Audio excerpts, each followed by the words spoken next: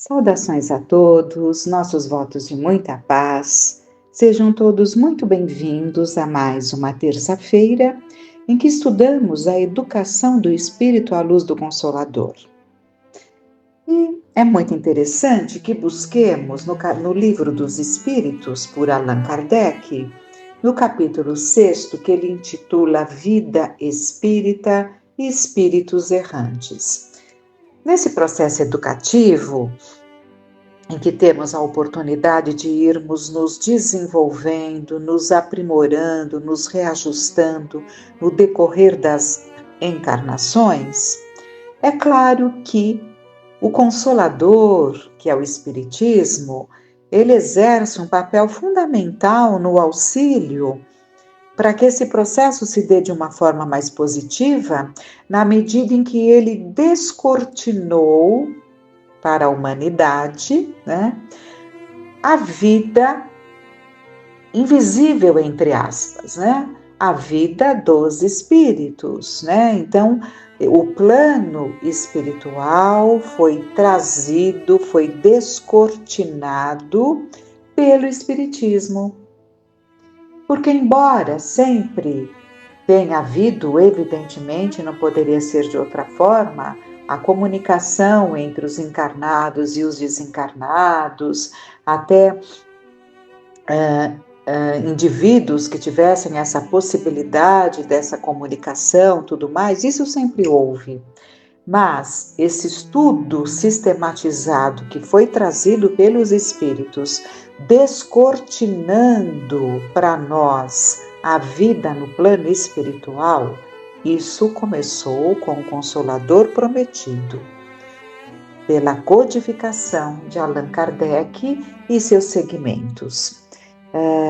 E esse capítulo é muito interessante, Porque justamente Kardec vai lançar algumas perguntas aos espíritos sobre essas questões.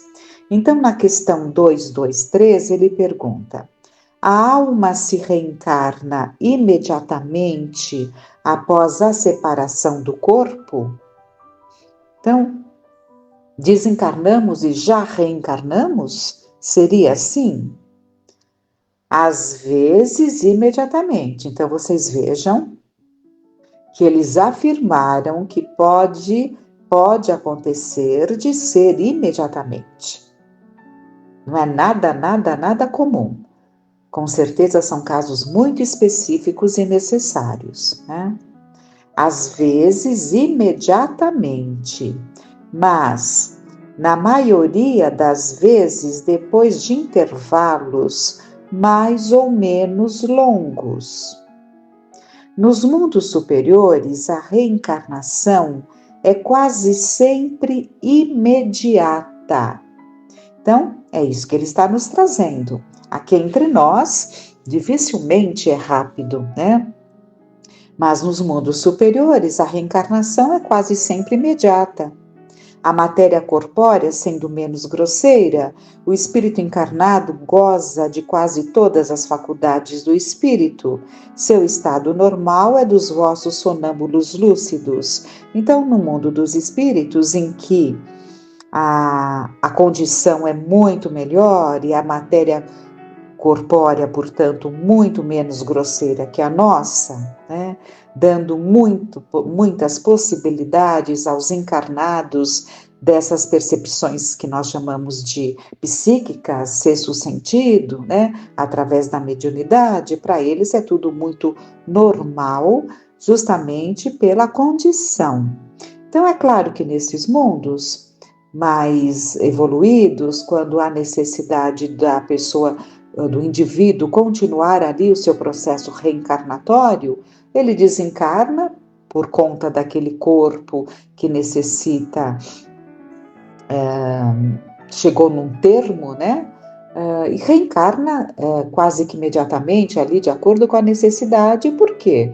Porque ele não precisa do momento no plano espiritual, que seria ali o repensar, o preparo, a busca de um crescimento para encarnar em melhores condições, como acontece aqui entre nós, que normalmente há um intervalo, É dito muitas vezes que é na base de uns 60 anos, ali uns 70, e já acontece o retorno, que é mais ou menos o tempo de se formar um novo grupo, né? Vai retornando aqueles que são os avós, os pais, e assim vão formando as gerações e vão retornando. Então, tudo isso, esse tempo é necessário e proveitoso nas nossas condições aqui na Terra. Mas é claro que há situações, né, mesmo aqui, que o retorno é muito mais rápido. Estou agora me lembrando do livro Sexo e Destino, em que a jovenzinha, a jovem, aliás, ela foi preparada para um retorno bem rápido. Porque ela volta, ela desencarna jovem, uma moça, e ela vem ali no mesmo núcleo, né? Como neta, né? Neta daquela que tinha sido mãe. Então é bem rápido. Então há situações que são bem rápidas pela necessidade. Pela necessidade. E Kardec pergunta em seguida: o que é a alma nos intervalos das encarnações? Espírito errante que aspira a um novo destino e o espera. É importante entendermos que espírito errante não é no sentido de erro. É muito comum nós entendermos, até natural, entendermos espírito errante como aquele que erra. Não é. Espírito errante é porque está na erraticidade, ou seja, no plano espiritual, aguardando um novo reencarne. Então, em que se transforma a alma nesses intervalos? Espírito errante, que aspira a um novo destino e o espera. Em seguida, Kardec pergunta: qual poderá ser a duração desses intervalos? Aqui vem a resposta: de algumas horas a alguns milhares de séculos, porque infelizmente há espíritos muito, muito endurecidos, cujo retorno não traria nenhum benefício e que permanecem muito tempo no plano espiritual, endurecidos, até o momento em que a lei define que tem que voltar. Né? Aí voltam, desejando ou não. São espíritos que não desejam voltar, não se preparam para o retorno, espíritos de padrão vibratório muito difícil. Né? E Deus permite, até o momento em que eles despertem ou o momento em que acaba o tempo de permanecer no plano espiritual e retorna. Quantos que não estão retornando, tendo ali as últimas, e agora até pela transição já está em pleno andamento, a última oportunidade da reencarnação. E para que, quando forem recordar-se das oportunidades que o Pai ofereceu, vão saber que tiveram todas as oportunidades e que muitas vezes desprezaram. Então, de algumas horas a alguns milhares de séculos, mas também não só de espíritos difíceis, às vezes espíritos muito, muito preparados, que precisam reencarnar a cada 600 anos, mais ou menos, né? E vêm como missionários. Então, isso vai depender da condição de cada um. De resto, não existe propriamente falando limite extremo determinado para o espírito errante, que pode prolongar-se por muito tempo, mas que nunca é perpétuo. O espírito tem sempre a oportunidade, cedo ou tarde, de recomeçar uma existência que sirva à purificação das anteriores. Então, muitos foram sendo orientados, convidados a se prepararem para o retorno, para terem a oportunidade de estar, né, tendo ali as últimas encarnações. Isso nós percebemos, né? O número de habitantes cresceu numa exorbitância imensa. Por quê? Porque foi facultado que viessem, né? Foi possibilitado e aconselhado e encaminhado para que viessem. Daí tantas situações difíceis que vivemos, né? Mas são as oportunidades que todos nós, habitantes da Terra, e que no seu todo são mais de 20 bilhões que são ligados à Terra, né? Mais de 20 bilhões, e muitos estão tendo essas oportunidades, assim como muitos já estão sendo levados, né?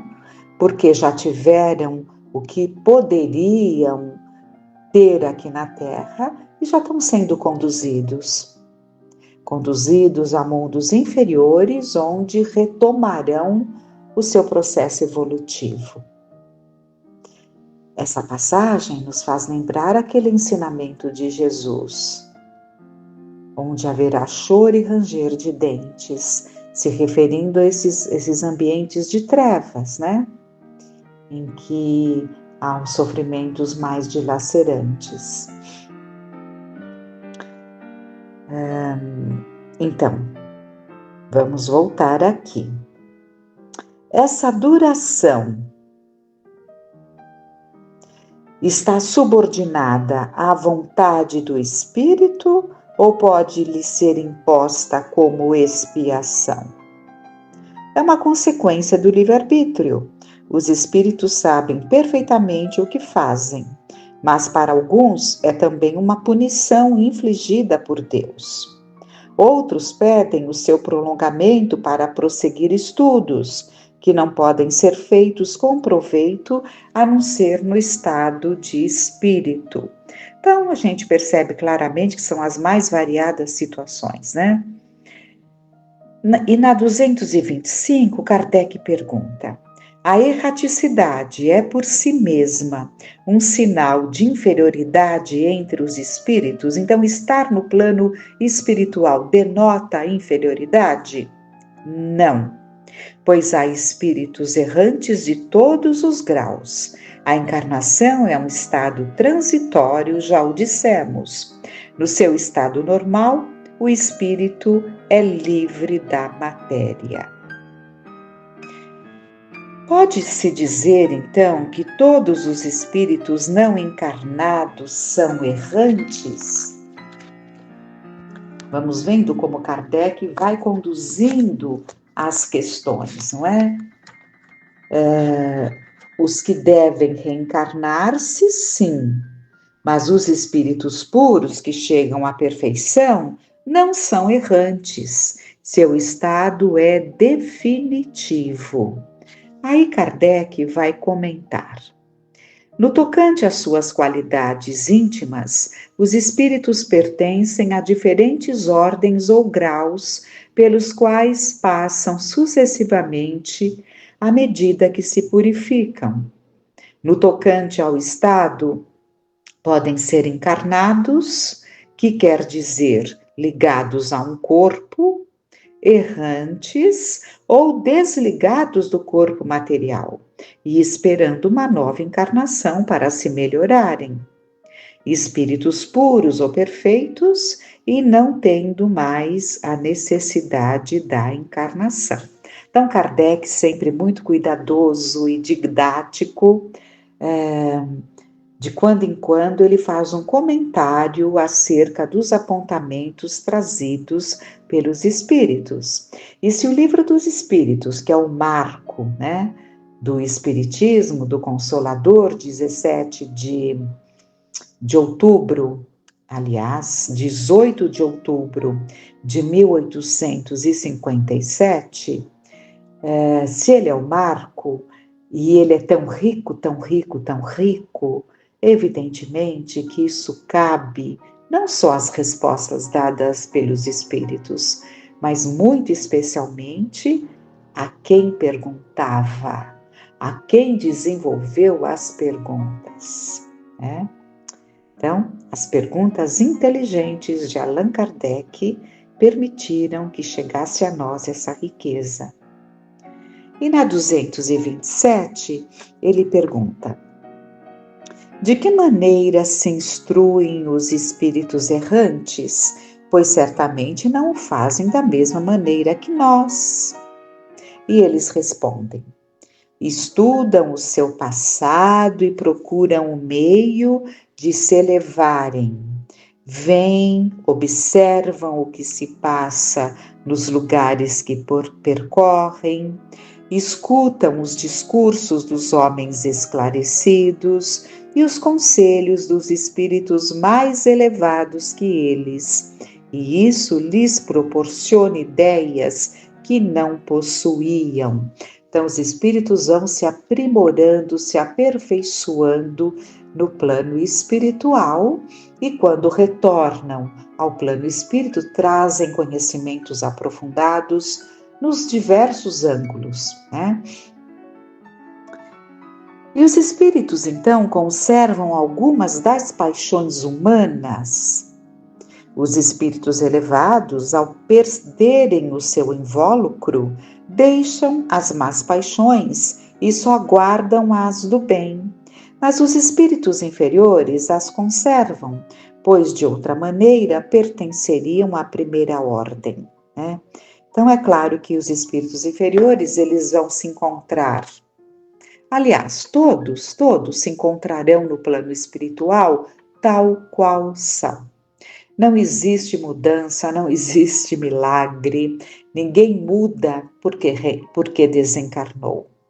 Continuamos os mesmos, os sentimentos que alimentamos, as paixões doentias e nocivas que alimentamos, permanecem.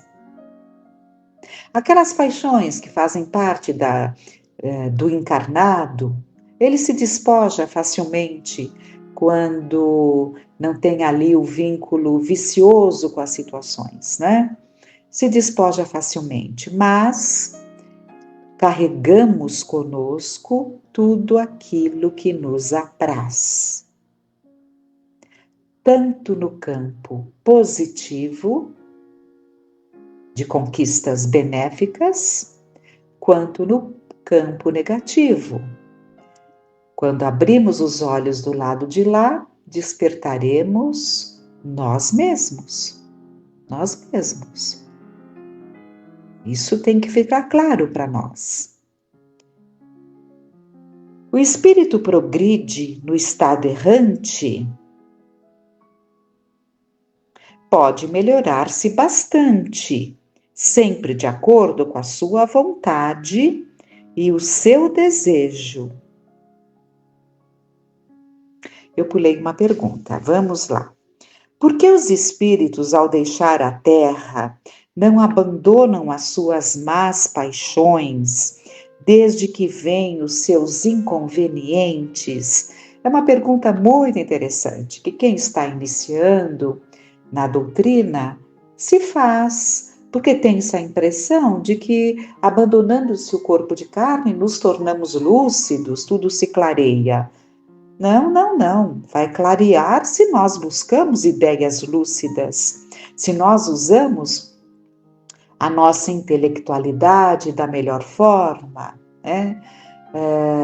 Tudo vai depender do que temos desenvolvido em nós, das nossas conquistas. Por quê? Se estamos do lado de lá, isso não significa que perceberemos, não, isso não me convém, vou mudar. Ora, quem tem esse desejo já mudaria aqui. Então, o normal é carregarmos aquilo que verdadeiramente nos apraz. Esse é o normal.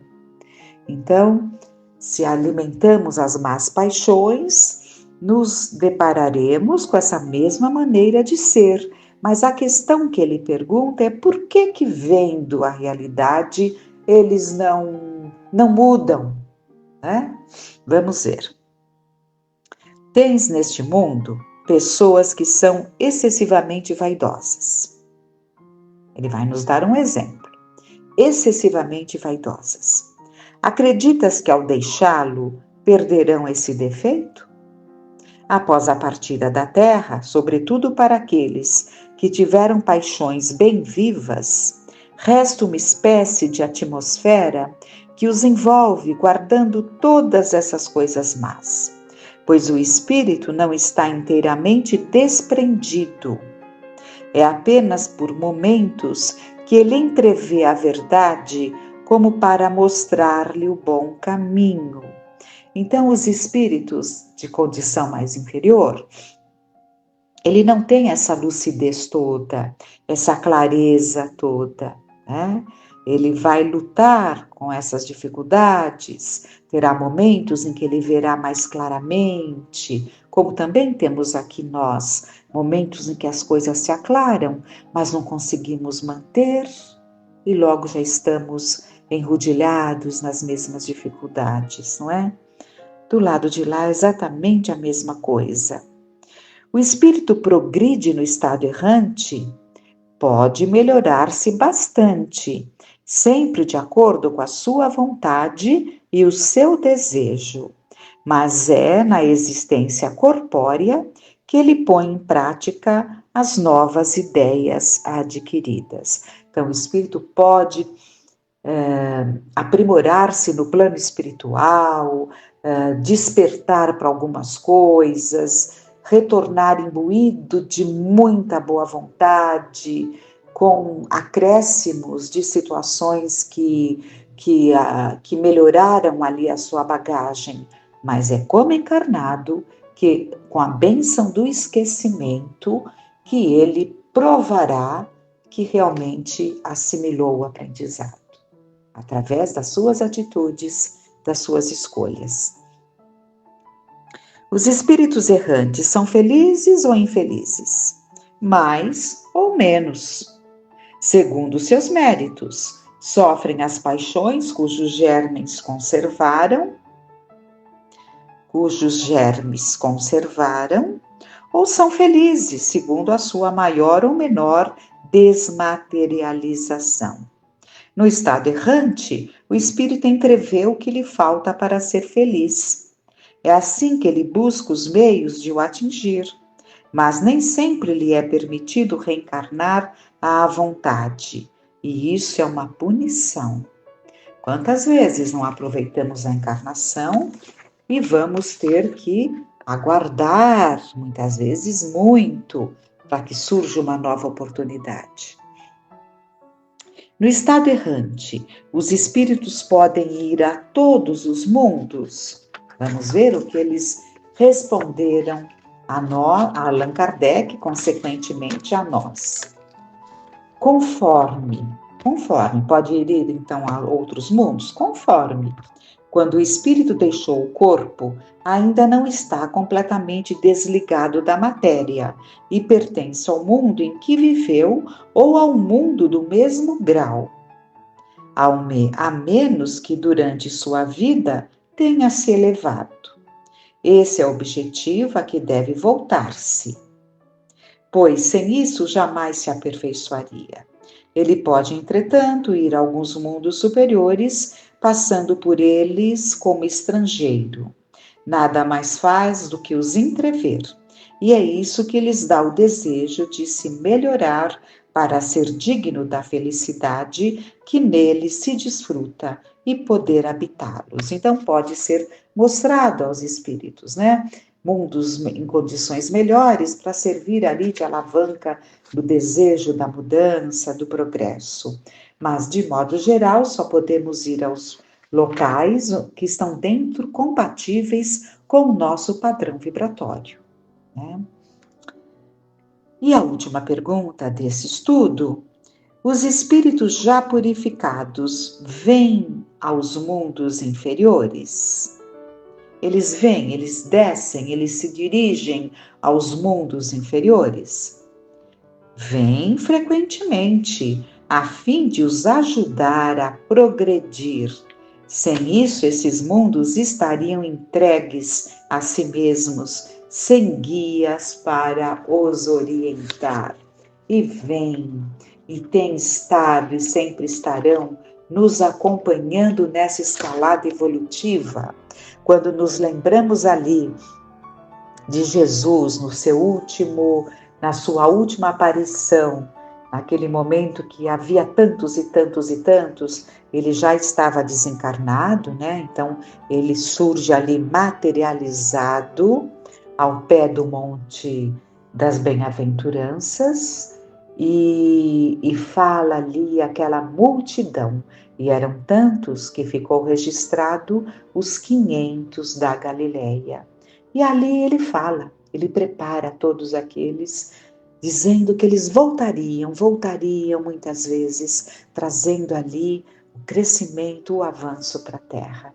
Então sempre fomos abençoados por presenças preparadíssimas.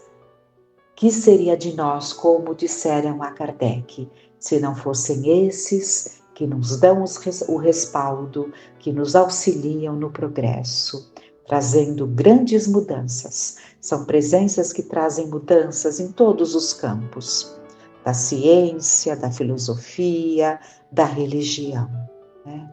Que é da moral. Então, compreendamos então, e é importante que reflitamos. Tudo que nos chega, nós temos que refletir. O hábito da reflexão é que fará de nós, nos auxiliará nesse processo de crescimento evolutivo. Agradeçamos a Deus, a Jesus, e que fiquemos em paz.